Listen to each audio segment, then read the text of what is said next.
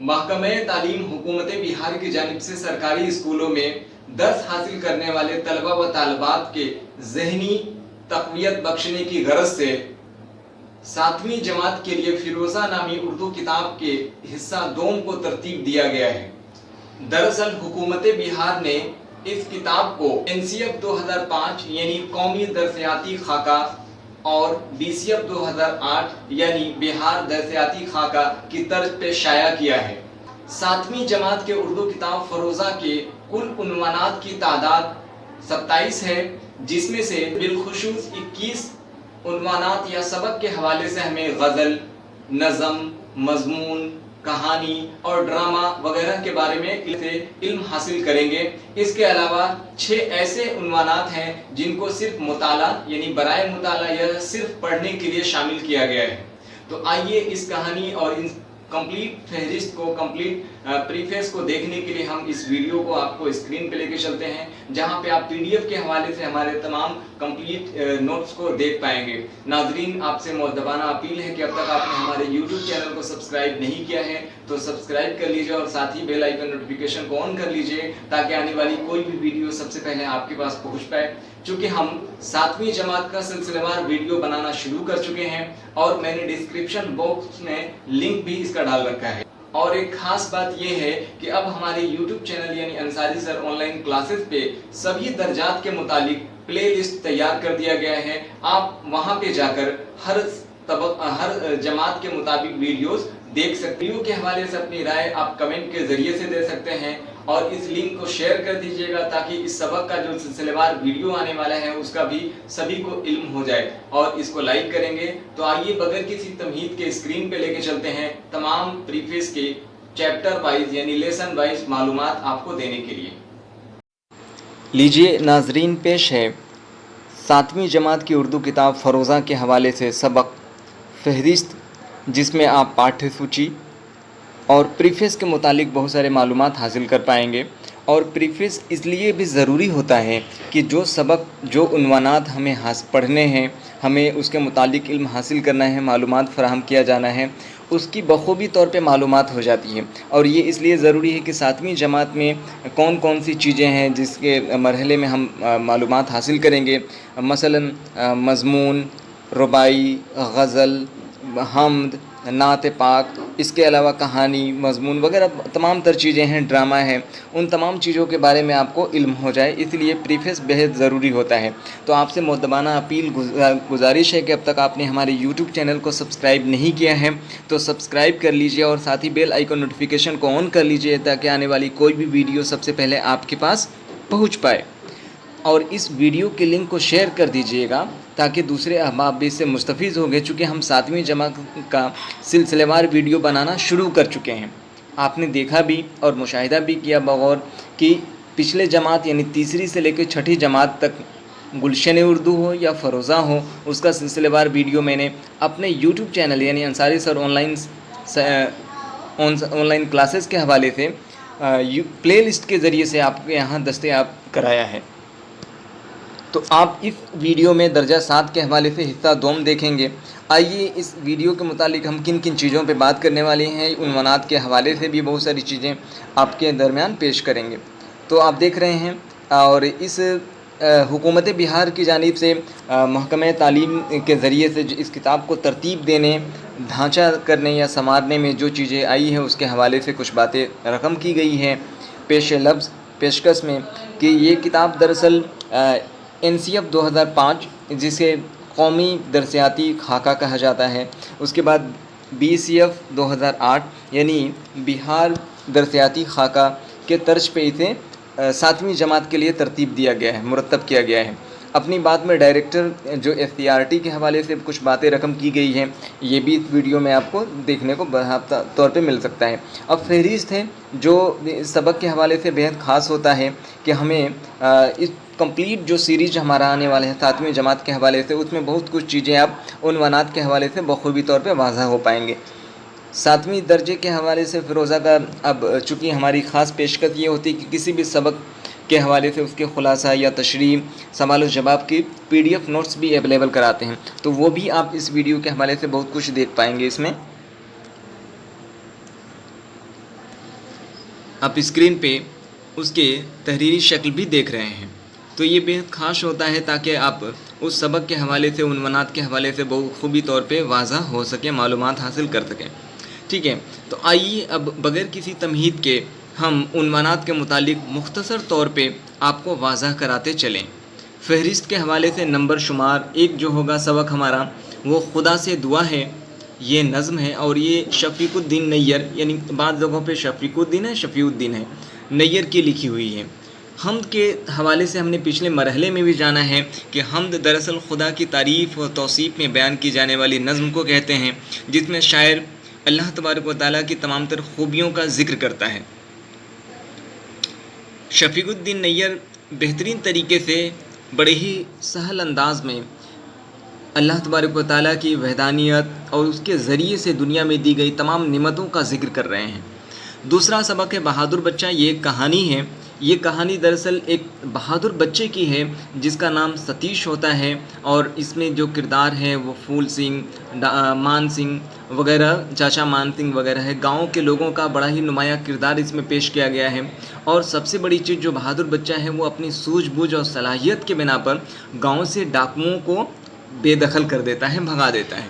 اس کے بعد ہے ایک دوڑ ایسی بھی. یہ صرف پڑھنے کے لیے ہے، اور اس میں اس مضمون کے حوالے سے یہ باتیں رقم کی گئی ہے کہ ایک اپاہج بچہ جب عام بچوں کے مقابلے میں ایک 100 میٹر کی دوڑ لگاتا ہے، لیکن وہ معذور ہونے کی وجہ سے، پریشانی میں ہونے کی وجہ سے گر جاتا ہے. باقی جو بچے ہیں، اس کے ساتھی ہیں، وہ مڑ کے آتے ہیں، دوڑ کو روک دیتے ہیں اور پھر اس کی مدد کرتے ہیں. تو یہ ایک ہمدردی کا جذبہ اس میں پیش کیا گیا ہے اس سبق کے حوالے سے. تیسرے میں میرے بچپن کے دن. یہ ایک مضمون ہے. ڈاکٹر اے پی جے عبد الکلام جو ہندوستان کے صدر جمہوریہ رہے ہیں، ایک معتبر شخصیت گزرے ہیں، دانشور ہیں، مفکر رہے ہیں. ٹھیک ہے، ان کے حوالے سے ان کی زندگی کے تمام مراحل، بچپن سے لے کے آخری تک تمام چیزوں کو اس ویڈیو میں پیش کیا گیا ہے کہ ان کی تعلیم و تربیت کیسے ہوئی، ان کے احباب کس طریقے سے ان کے ساتھ برتاؤ کرتے تھے، ان کے استاد، ان کے جو احباب رہے، ان کے دوست اقارب تھے، وہ ان کا رویہ کس طریقے سے تھا. اس کے بعد چوتھے میں ہے سب سے اولا و اعلیٰ ہمارا نبی.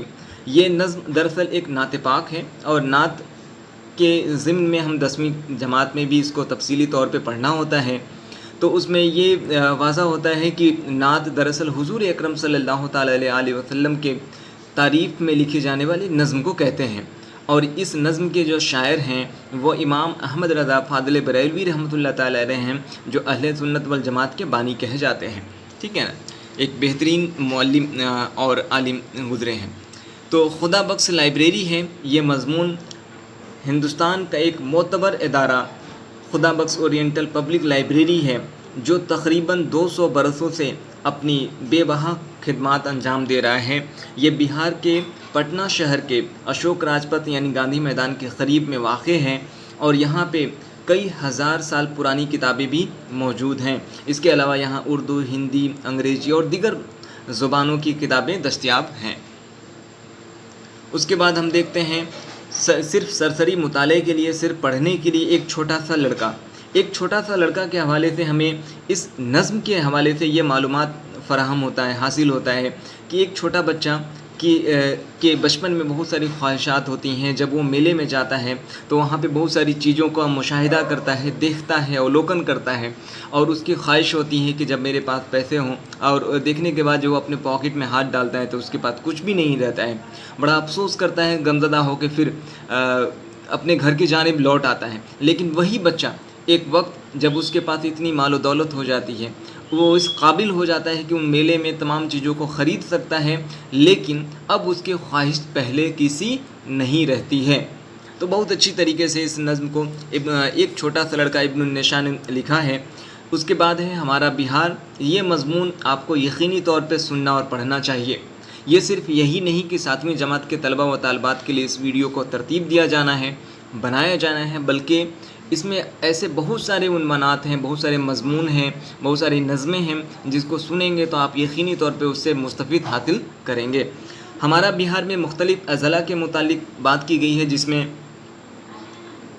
پٹنہ، عظیم آباد، نالندہ، بہار شریف، منیر شریف، بیتیا، گیا، بودھ گیا، मुजफ्फर नगर, मुजफ्फरपुर, सीतामढ़ी और राजगीर, पावापुरी, कुंडलपुर वगैरह, कैमूर की पहाड़ियाँ, रोहतास, सासाराम वगैरह की बहुत सारी जगहों के मुतालिक वहाँ की मकामी और तारीख़ी एतबार से उसको पेश किया गया है। इसके बाद है हैरत अंगेज़ टोपी। हैरत अंगेज़ टोपी दरअसल एक फिनलैंड की कहानी है और इसको तर्जुमा के तौर पे हमारे निसाब में शामिल किया गया है। बड़ी बेहतरीन तरीके से इस टोपी के हवाले से हैरत अंगेज़ कारनामे इसमें पेश किए गए हैं। अब है हमारा वतन। वतन से मुराद है कि एक नज़्म है, ये चिकबस्त लखनवी की लिखी हुई बेहतरीन नज़मों में शुमार की जाती है और अपने वतन के से मोहब्बत और जज्बे से सरशार है। उसके बाद नवें सबक में हम देखते हैं हज़रत कुतुबुद्दीन बख्तियार काकी रहमतुल्लाह ताला अलैह, ये मज़मून है और हज़रत कुतुबुद्दीन बख्तियार काकी रहमतुल्लाह ताला अलैह की तो शान में उनके तमाम तर वाक़यात पेश किए गए हैं। हम सभी जानते हैं कि हज़रत का मज़ार दिल्ली के महरौली शरीफ में कुतुब मीनार के दरमियान यानी करीब में ही वाक़ है और बड़ी ही सुकूनत पजीर ये इलाक़ा माना जाता है। तो इनके मुतालिक भी इसमें हिंदुस्तान के एक मोतबर वली माने जाते हैं। इसके बाद 10वें हिस्से में हम देखते हैं सबक ऐसा पढ़ा दिया तूने। गज़ल है जो दाग दहलवी की लिखी हुई है। गज़ल के अतबार से ये रवायत रही है कि औरतों के ख़वातीन के इश्क मोहब्बत के मुतालिक बात करने या उनकी तारीफ़ करने को ही गज़ल कहा जाता है। लेकिन बाद रवायतों में गज़ल का दस्तूर बदलता रहा है और शाद अज़ीमाबादी के गज़लों का जब हम मुताला करते हैं तो ये पाते हैं कि गज़ल का जो मयार था वो औरतों की तारीफ़ या हुस्न के अदायगी के होते हुए अब इंसानी जज्बात व ख़यालात की भी तर्जुमानी करने लगा है। अगले 11वें सबक में हम देखते हैं मुजाहिद आज़ादी शहीद अशफ़ाक़ुल्लाह खां। इसमें मुल्क को आज़ाद कराने के लिए बेबहा खिदमात अंजाम देने वाले यूँ तो बहुत सारे ऐसे मुजाहिद आज़ादी रहे हैं जिन्होंने अपनी जान माल कुर्बानियाँ दी, लेकिन उन सब में जो गरम दिल के यानी एक जोशीले अंदाज से काम करने वाले जो मुजाहिद रहे उसमें शहीद अशफ़ाक़ुल्लाह का नाम अहम होता है। इसके बाद है 12 अक्लमंद लड़का। ये बाहर की कहानी है और अक्लमंद लड़के के मुतालिक ये बातें इसमें पेश की गई हैं। जंगली हाथी हैं, सिर्फ पढ़ने के लिए सरसरी मुताला है। जंगल के मुतालिक बहुत सारी चीज़ें वाक़यात इसमें पेश किए गए हैं। अब है गर्मी का समा। इस्माइल मेरठी की लिखी हुई एक बेहतरीन नज़्म है जो गर्मी के हवाले से है और इस्माइल मेरठी की हमने पिछले जमात में भी कुछ नज़में पढ़ी हैं, ठीक है। इसके बाद 14 में आओ हम माहौल बचाएं, ये मज़मून है मोहम्मद असलम परवेज़ की लिखी हुई है और अपने इन्वायरमेंट अपने वातावरण को किस तरीके से हम साफ़ और पाक रख सकते हैं उसके मुतालिक ये सबक मज़मून के हवाले से दी गई है और हमें इससे बखूबी इल्म हासिल भी करनी चाहिए, क्योंकि आज का जिस तरीके का क्लाइमेट, जिस तरीके के माहौल में तब्दीली हो रही है, यकीनी तौर पे हमें बहुत से सदरकारी पेड़ वृक्षारोपण करना चाहिए, प्लांटेशन की तरफ ध्यान देना है ताकि हमारी आबो हवा खुशगवार हो सके। हम बादल कहलाते हैं सिर्फ पढ़ने के लिए हैं, ये बादल के हवाले से इसमें सरसरी मुताला करने के लिए दिया गया है। 15 में है 2 गज़ ज़मीन। ये तर्जुमा है टॉलस्टॉय का लिखा हुआ और ज़मीन के मामले में पेश किया गया कि लालची इंसान किस तरीके से ज़मीन को हासिल करने के लिए दूर तक का सफ़र करने को तैयार हो जाता है। हमारी ख्वाहिश सिर्फ पढ़ने के लिए है। एक नज़्म है बड़ी बेहतरीन तरीके से, ठीक है, बिस्मिल अज़ीमाबादी की लिखी हुई है। इसके बाद बेगम हज़रत महल, ये एक मज़मून है और बेगम हज़रत महल के हवाले से हम जानते हैं कि मुल्क की आज़ादी में 1857 की गदर के वक्त, जंग के वक्त अंग्रेज़ों या फ़िरंगियों से बदला लेने में बेगम हज़रत महल ने नुमायाँ किरदार अदा किया था। वो लखनऊ की मलिका रहीं और उन्होंने मुजाहिद आज़ादी के तौर पे वहाँ की बागडोर को संभाला और पूरी मुस्तैदी के साथ अंग्रेज़ों का मुकाबला किया। 17 उन्वान के हवाले से हम देखते हैं दादी अम्मा मान जाओ। ये एक ड्रामा है और अनीस आज़मी की लिखी हुई बेहतरीन ड्रामों में शुमार की जाती है। इसके बाद 18 अक़ल, इल्म और अक़ल, ये नज़्म है शफ़क़ अमादपुरी की लिखी हुई नज़्म है। इसमें इल्म और अक़ल के मामले में तवाज़ना किया गया है, बराबरी की गई है और अंतर दिखाया गया है कि इल्म और अक़ल में किसको ज़्यादा तक़वियत दी जानी चाहिए। इसके बाद 19 में है फ़ुज़ूल खर्ची। ये कहानी है और इसमें इंसान को किस तरीके से अपनी ज़िंदगी बेहतरीन तरीके से गुजारना है, उसको फ़ुज़ूल खर्ची से कैसे बचना है, इन तमाम चीज़ों पे जोर दिया गया है। मक्खी चूस सिर्फ पढ़ने के लिए है, ٹھیک ہے. اس کے بعد 20ویں میں ہے میرا بچپن. ترجمہ ہے یہ آپ بیتی یعنی آٹو بایوگرافی ہے جو کرشنا سوبتی کے ذریعے لکھی گئی ہے. اس کے بعد صبر کی اہمیت، یہ 21واں اور آخری سبق ہے. صبر کی اہمیت نظم ہے میر انیس کی لکھی ہوئی، اور میر انیس اردو شعری ادب کے ایک مشہور نامور شاعر مانے جاتے ہیں. تو صبر کے حوالے سے وہ تلقین کرتے ہیں، انسانی فطرت کو واضح کر رہے ہیں اور خصوصیت بیان کرتے ہیں کہ اللہ تبارک و تعالیٰ دنیا میں صبر کرنے والے کو بہت عزیز تر مانتا ہے اور اس سے محبت کرتا ہے. تو یہ تمام تر مختصر طور پہ ہم نے ان عنوانات کے حوالے سے آپ کے درمیان باتیں رکھی. یہ عنوانات کے سلسلے میں آپ کو باتیں کیسی لگی آپ کمنٹ کے ذریعے سے رائے اپنی ضرور دیجیے گا. اس ویڈیو کی لنک کو شیئر کر دیجیے گا تاکہ دوسرے احباب تک بھی یہ پہنچ پائے. اور اب تک آپ نے ہمارے یوٹیوب چینل کو سبسکرائب نہیں کیا ہے تو جلدی سے سبسکرائب کر لیجئے، چونکہ ہم سلسلہ وار ویڈیو اپلوڈ کرنا شروع کر چکے ہیں. تو اس سبق کے متعلق آپ نے پہلے حصے میں سبق کا تعارف دیکھا اور ساتھ ہی PDF کے ذریعے سے سبق کے تمام تر پہلوؤں کو میں نے آپ کے درمیان رکھا. یہ ویڈیو آپ کو کیسا لگا؟ اپنی رائے اپنی مشورے کمنٹ کے ذریعے سے ضرور دیجیے گا. اس ویڈیو کو شیئر کریں تاکہ اور احباب تک اور دوستوں تک یہ اس ویڈیو کو پہنچایا جا سکے. ساتھ ہی ویڈیو کو لائک کریے گا، اور اب تک آپ نے ہمارے YouTube چینل کو سبسکرائب نہیں کیا ہے تو سبسکرائب کر لیجئے. تو ملتے ہیں پھر اگلے فیروزہ کے ایک نئے سبق کے ساتھ. تب تک کے لیے اجازت دیجیے. اللہ حافظ. شب خیر.